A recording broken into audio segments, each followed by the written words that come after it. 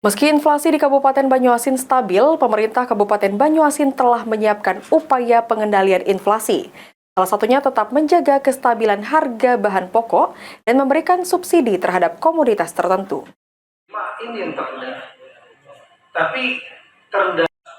Sejak September akhir, inflasi di Banyuasin mencapai 1,67%. Hal ini terbilang stabil dibandingkan dengan akhir bulan Agustus lalu yang mencapai inflasi sebesar 3,27%. Untuk mempertahankan kestabilan inflasi, pemerintah Kabupaten Banyuasin melakukan berbagai upaya konkret pengendalian inflasi daerah. Muhammad Farid, penjabat Bupati Banyuasin, mengatakan, untuk menjaga agar inflasi di Banyuasin tetap stabil, pemerintah Banyuasin bekerja sama dengan stakeholder terkait untuk melakukan operasi pasar dan pengecekan harga bahan pokok, serta melakukan koordinasi dengan penghasil komoditi untuk memastikan ketersediaan bahan pokok. Kegiatan yang kita lakukan, pemerintah Kabupaten Banyuasin dengan berbagai stakeholder.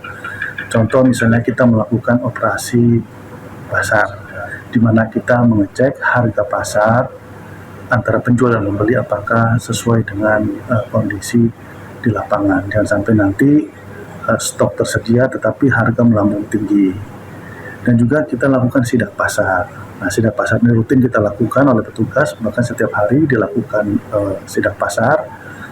Ini di cross check untuk datanya sehingga bisa kita jaga keseimbangan harga di pasaran, dan juga kita tentunya menjaga pasokan sehingga bahan pokok dan barang penting itu bisa tersedia dan memenuhi kebutuhan masyarakat Banyuasin.